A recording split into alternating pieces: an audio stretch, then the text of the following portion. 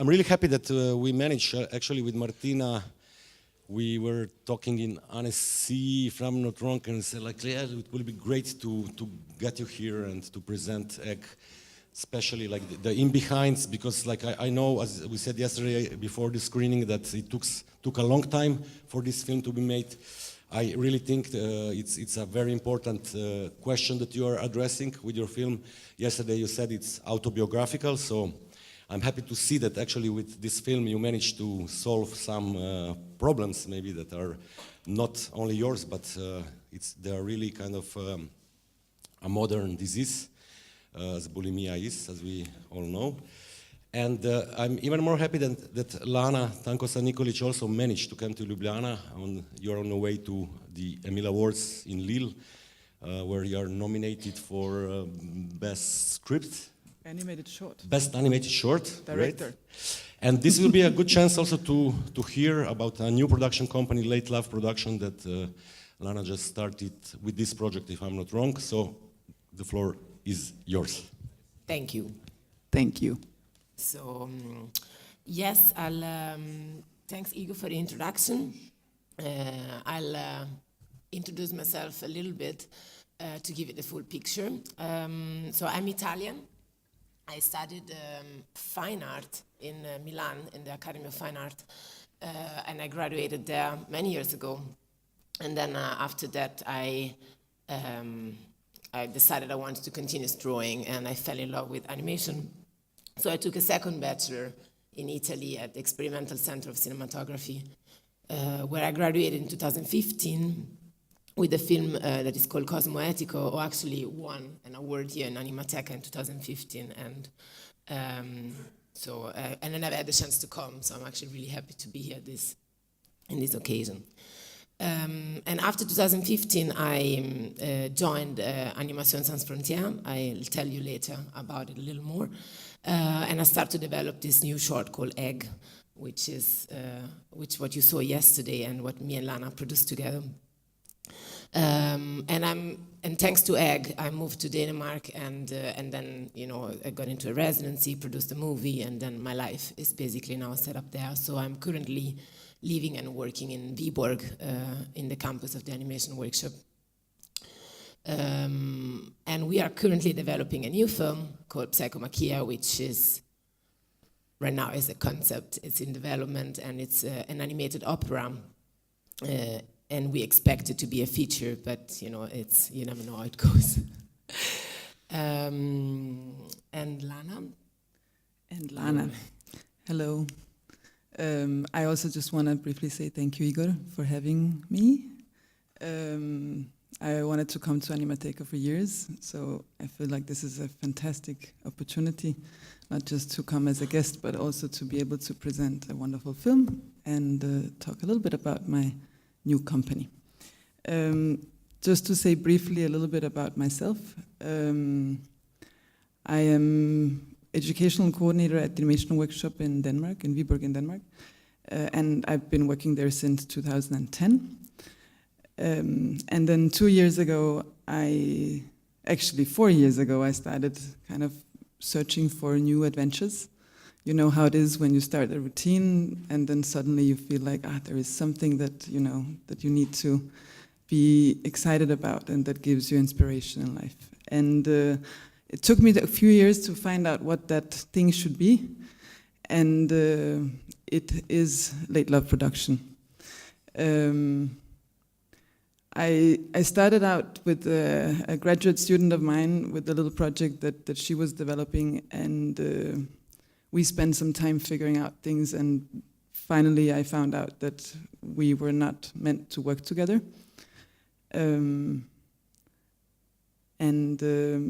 I had been introduced to Martina's project, I think a year before, when Martina was with her, at that time, producer Lorraine Lescan in my class to pitch her Animateka for the trailer, that they were looking for interns to animate. And seeing that trailer made me, my heart stopped beating. And I went to Lorraine afterwards and said, can't animate, but I can make coffee. I just wanted to do anything I could to help them make that project. It was really very powerful to me. And then all of a sudden, one day in the floor of the animation workshop just in front of the kitchen, Martina saw my dog and started petting him, and somehow I asked, you know, when you ask like, oh, how are you? But I didn't ask, how are you? I asked, how are you? And we were sitting on that floor for 15 minutes with the dog. Martina was telling me about her situation, which was that she was looking for a new producer to finish her film. And the words kind of became a blurry thing, and I was only thinking, but I'm a producer. Look at me, it's me, I'm here. And all of a sudden, she kind of like, but you were a producer. And yeah, we went for a long walk in the forest, talking about our ambitions for our future, for our projects, for what we wanted with ourselves, and decided to do this journey together. And yeah, it's one of the most important moments in my life.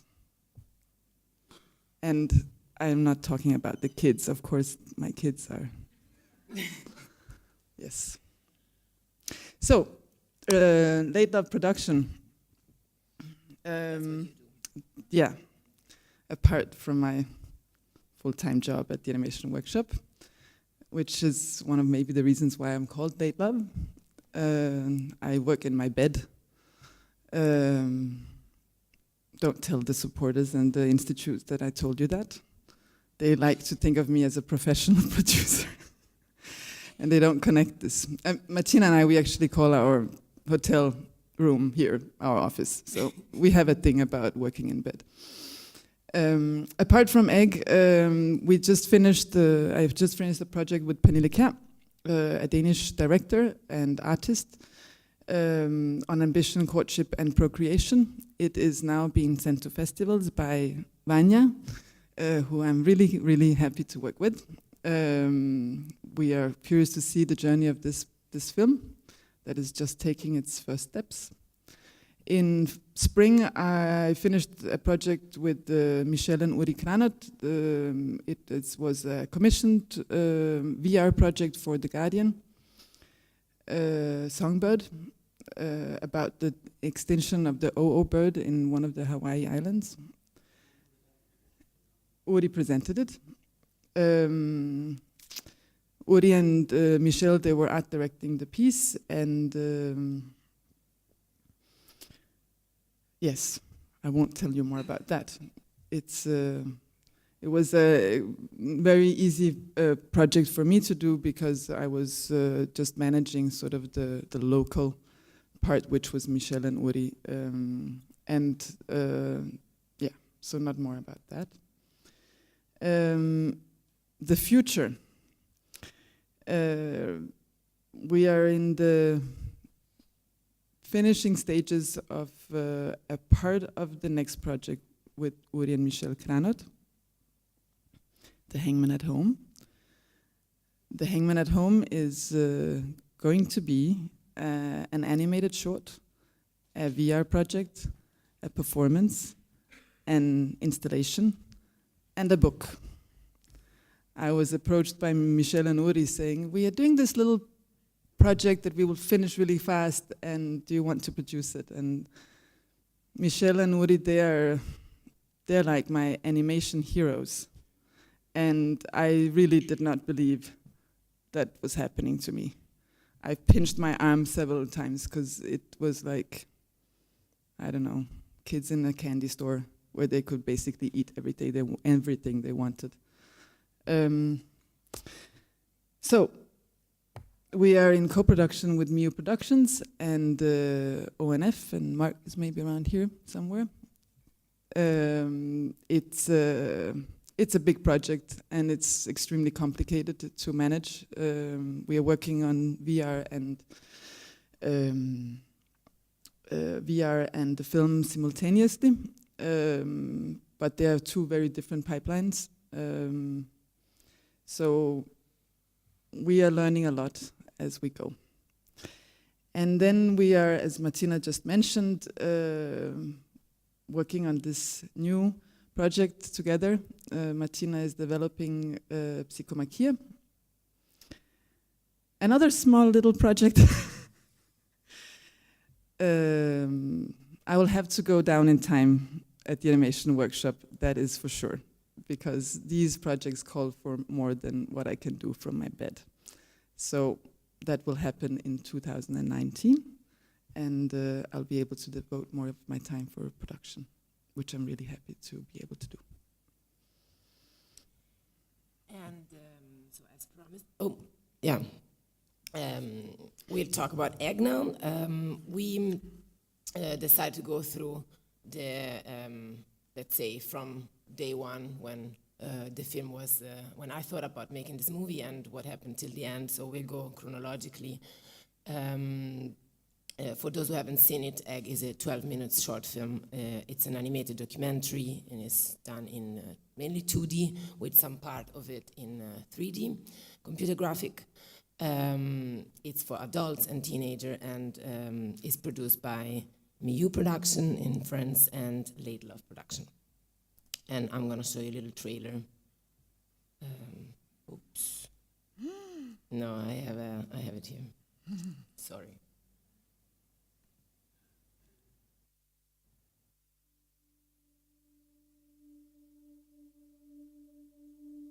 Have you ever considered food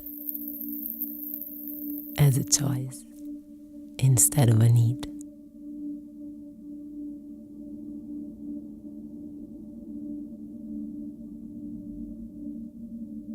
Have you ever considered your house as a safe place to be sick?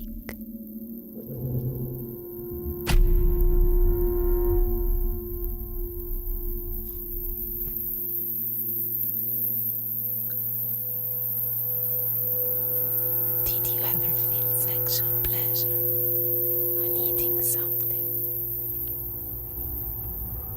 I did.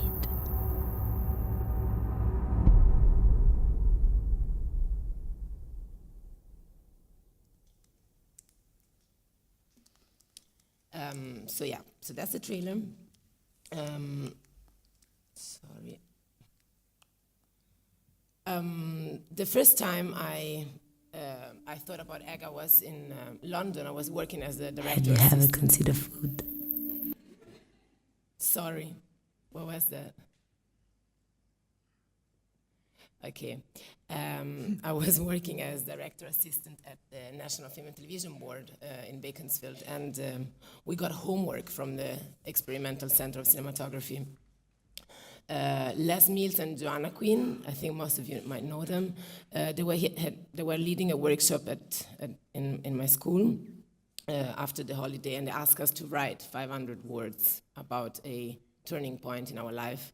And I wrote Egg. I was there alone, so I didn't have really time to confront myself with my classmates. And it just came out. And I wrote a voiceover. And then I came home, and they asked us to edit an animatic in 3 days. So sketch, and edit. And those are some of the sketches I did in that workshop. They asked us also to read what we wrote in front of everybody before starting sketching, and I was terrified because I was hearing all the other people's stories, and they were quite funny, like the first time I had sex with someone, the first time I kissed a girl, or I don't know. Funny story, was really a lot of laugh, and then my one was a tragic story. It was really sad, and although I always talked about my food eating disorder because I was already recovering, I never really talked about it in those terms. So when then they asked us to make an animatic, I decided I'm gonna make an abstract film. I'm not gonna put myself into the film. I'm not gonna show my face, or it's not gonna be about me. It's gonna be about the feeling of this fear. So in the film, there is very little about the character. It's a lot about the cube and the girl. But some of the most iconic moments of the film were already there.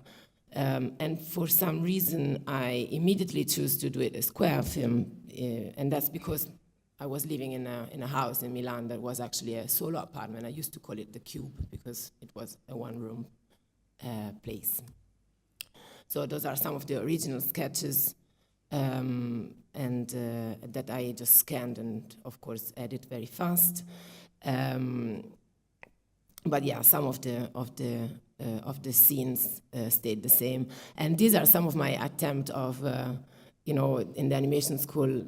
I think in every animation school they suggest you to do small thumbnails because then you can sketch faster. And I'm really bad at it, so I try to be good at that, but I always have to draw big. And that was the storyboard of that animatic. So I think you can see some of the. There is the list, there is the girl, and there is the format, but it's way more abstract.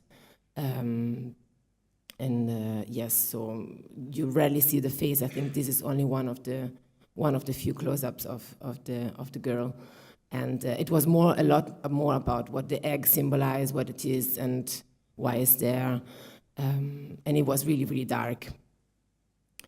So yeah, that's it. And after that occasion, that was in 2013, I think, 14, I didn't touch the film for a few years. And then after my graduation, I got into Animation Sans Frontières, which is this workshop in Europe, in 4 different schools, where you get to develop your own project while learning about pitch and networking and co-production and how to work with producers and how to develop a project, an animated project. And I was there with Luca. And again, the first module in the Film Academy, everyone went, we had to show each other what we were there for, what we wanted to do. And I think in the first speech, I didn't even dare to present my Animateka because I was terrified about showing it. And then little by little, I got closer to them and then it came out. So during ASF, I mainly developed the pitch. I decided not to use the old voiceover. I just decided to start from scratch as much as I could. I worked a lot on story development and mostly on my intention, like what kind of film I wanted to do and why me and all this. And I also met my first producers, Lorraine Lescan, which was in the same, she was also a participant in Anidoc's lab in ASF. And she helped me she started to give me comments and consulting me, and then she became more and more involved into the project, and we ended up pitching it together. Later on, I also did Anidoc's lab with Uri and Michel Granot in Viborg, and that's where I started to consider the film as a documentary, so I started to develop and look into all other kinds of possibility, and I think the film benefits, even though not a lot of traditional documentary is in the film. I think that exploring those arguments and topics and answering all kinds of questions Uri is normally asking helped me to develop it. So at some point, every time after one of these workshops, I had to pitch this film. So every time I had a pitch, I actually ended up finding out something. And at some point, I had a pitch that didn't have, it was only a series of images, and it was basically the skeleton of the film. So for me, it was really a help having to do all this, all this development workshop, because having to explain the film in front of everybody, and I learned every time something more, and then at the end of it, I actually had it in front of me. I just had to link all the points. So at some point, the film and the pitch was going to be like, there was a girl who was coming home. She was living in a cube, and she had a list of things to eat that the doctors gave her. And at some point, she finds out she has to eat an egg. And she was really afraid of it, and these fears and the relationship between her and her own sickness comes out through the visuals between her and the cube and the space she's at or in. So the cube starts to sort of making her feel constructed and compressed until she realizes she's stuck in the cube with the egg, and then she turns into something different. She finds out that she can actually eat her own enemy, and she gains confidence. So she starts to make love with this egg. She licks it, and then she finally swallows it. And I put this next to each other because it's always been there. So the egg falls down in the throat, and there is this erotical sequence where it gets licked, and it starts bouncing by boobs, and it gets milked, and lands in the stomach, which is this boob cave, full of black milk. And in the original idea of the film was, that was the end of the first voiceover I wrote. The egg would die, and that was it. But then, yeah, through different development workshop, and also I realized I didn't want to make that. I think I was missing a part, and I slowly figured out what was happening next. And so, yeah, the egg starts to eat the milk, and she feels nasty, and she wants to feel empty again. So she starts to puke or not eat until the egg dies. Sorry. Until the egg dies. And then there is this sort of moment of shame where she's basically diving into her own sickness until she realizes years later that it's okay, it's just a moment of life. So once I had that, I realized that I didn't have a script, but I had a storyline. So I basically, yeah, this is a timeline of what happened in these 3 years. So I think I finished ASF in April 2015, and I had this speech that you just heard in a longer version. And I didn't have anything else. And then I spent the whole summer in open workshop, which is this residency in Viborg, where you can apply for a maximum of 6 months of accommodation and workspace. You can extend it. I mean, I ended up being there for long. And I used this time to, pitching Bible, application materials, and script most of the time at the beginning. I met my scriptwriter that sort of, he doesn't like me to call him a scriptwriter for this film, but he consulted me on the script. I met him during Anidocs. He's called Hans Fredrik Jacobsen, and it was nice to talk to him on you know, the words that I was using, because I wrote the film in Italian, and he helped me a lot to rephrase things properly. And during that summer, me and Lorraine Lescun, we start applying for development funding together. In France first, in the CNC. We got the first development fund in the summer of 2015, and that helped, that sort of kept me alive for that time. And in the meantime, we teamed up with a Danish production company called Sync, which successfully financed the entire development of Egg, so we could work I could pay myself for the Animateka, for storyboarding, for graphic design, for the graphic Bible, and so it went all smooth, and we developed the film really nicely. We were basically ready for production, but that we didn't get the production fund from Denmark, and I think Lana has a lot to say about it. We did a lot of tests that I'm happy we did. Like, I hired an actress to do the voiceover. We did a casting, and everyone told me not to do it. Everyone told me to do voiceover myself. But because I did it in my graduation film and I hated it, I felt like this is not going to be again like that. So I convinced everyone that we should have hired a voiceover actress, so we casted one. We rented a studio space, we recorded, and I spent a week editing her voice on the Animateka, and I really didn't like it, so at the end of it, everyone was right. And I went in a sound studio and I recorded my voice in 1 hour, and it was it. That's what you hear in the film. we also, I also had, I have hard time storyboarding and doing the animatics. I know a lot of filmmakers do the storyboard while doing the animatic. At the same time, I had to write the script, write the film, draw it into a storyboard panel, and then I hired someone to edit it for the first draft, and then I spent 3 months editing myself. But I think it was really important for me to have someone doing that, because I don't allow, I hate doing mistakes, so I would always correct until the scene is perfect, but then I don't have the overview of the film.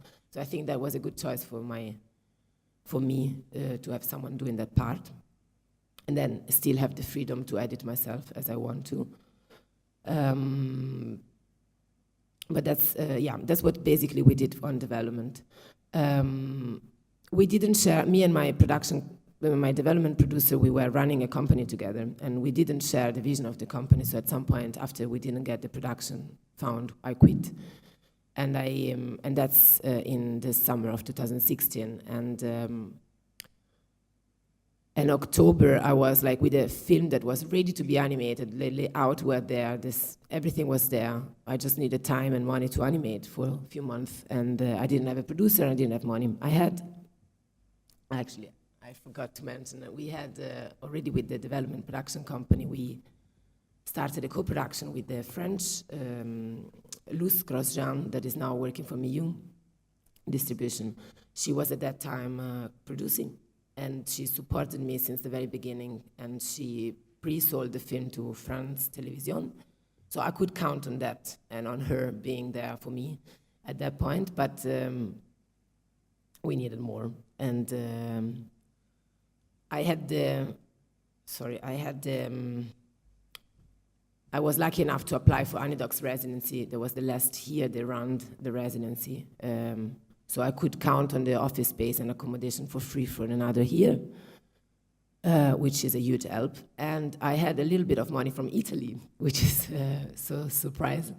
It was a small film fund that my school managed, and I applied and I got it. So that kept me alive until I met Lana. And then we start all over again for the production fund, and you can explain this part better, right? Yes. Yes. Not better, but I can also explain it. Yeah, well, basically, that was the state that I met Martina in, and when we decided to work together, we had the chance to make a new application to the Danish Film Institute. So we reworked the budget to fit the situation that we were in. We could make it cheaper because we had open workshop to where Martina could work, and not a studio with a lot of expenses and a lot of people, because all of a sudden it was just us. So we sent a new budget and a new application to DFI, and we got rejected. That, of course, threw us out of balance. We applied for regional funding, and we got it with the, what is it called? On the condition that we could get the full film financed. So this was when our French co-producer Luz sent an application to CNC. She got a rejection. Then she started making applications for regional funding in France, which was a slow process, and Luz is mostly working with distribution, and that's really her strength. So it was also for her a new field to manage. And lucky for us, she decided to make Miu Distribution as a collaboration with Miu Productions. And in that negotiation, they talked about taking over her productions. And Egg was one of them.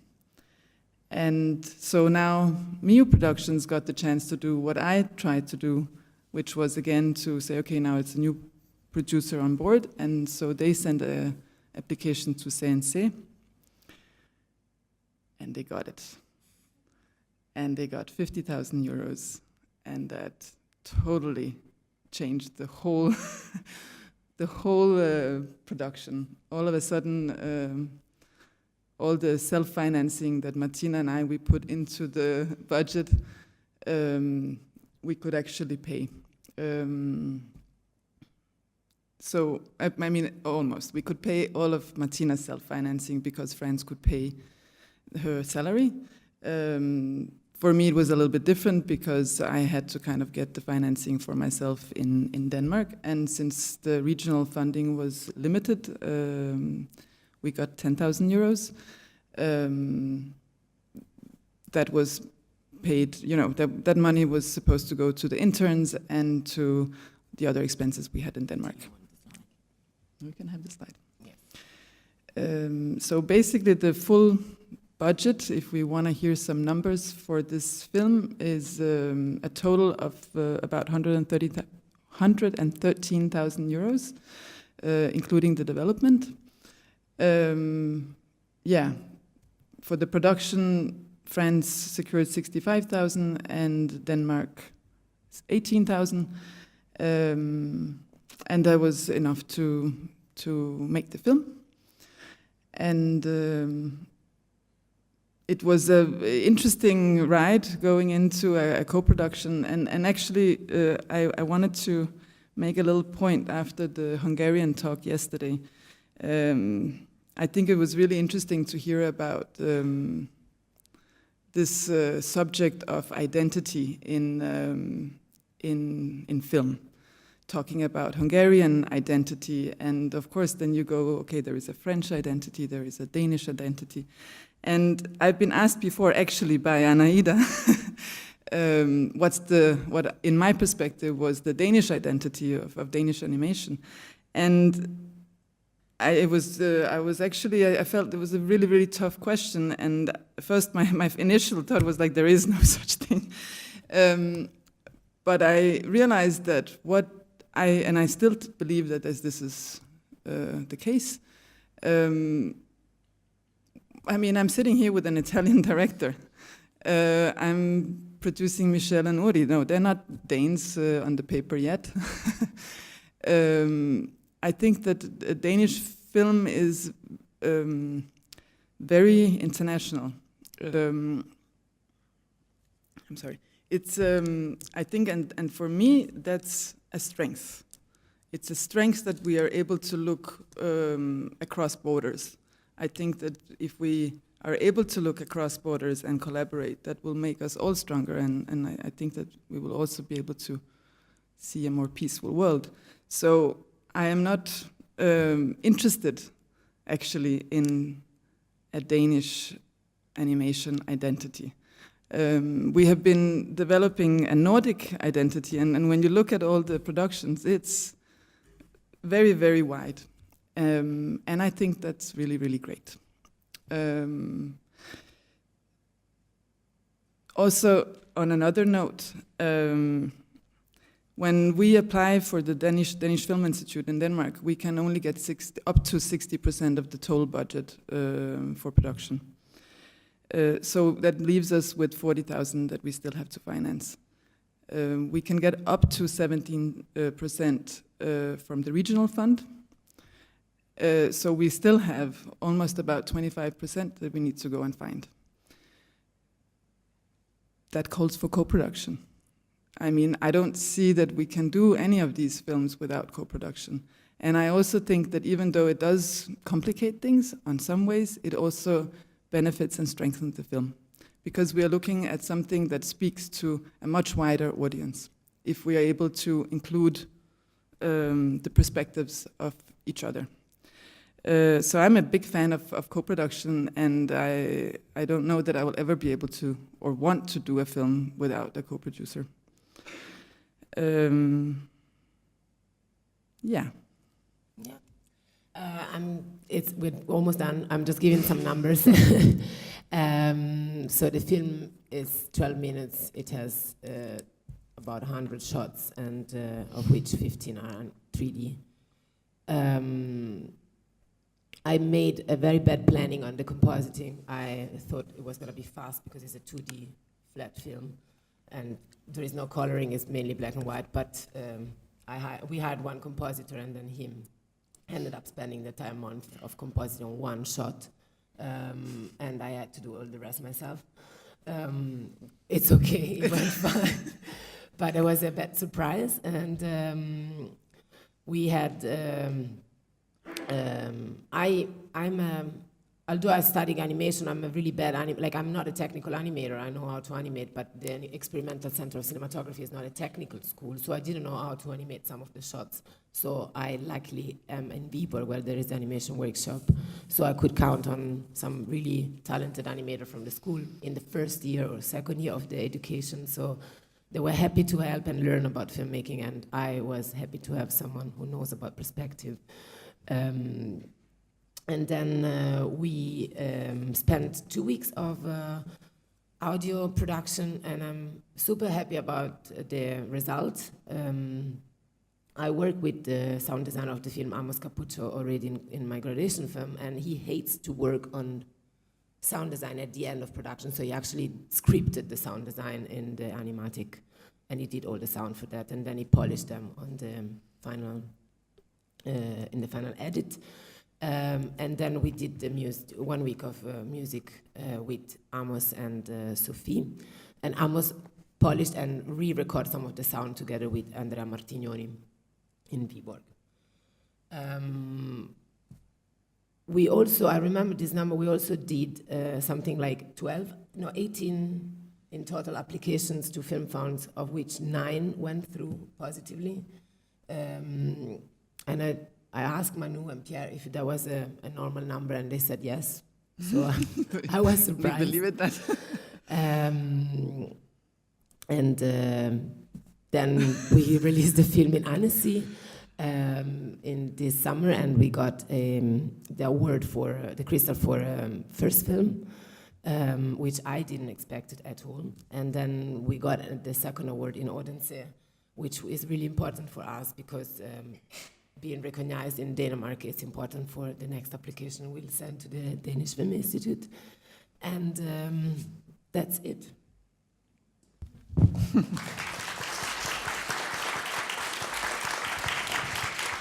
Thank you very much. This was really, really thoroughful, and in terms of like production work, as we saw before, the work in progress of Ljubljana short film, where also like one person is almost the complete creator and having a strong producer just backing up. I will not let you ask personal question. You can do it personally afterwards, because like really on the story especially, like because it's important, but it opens a completely new topic, and I'm really happy that actually it's like you presented it as a factful as possible to understand it much better,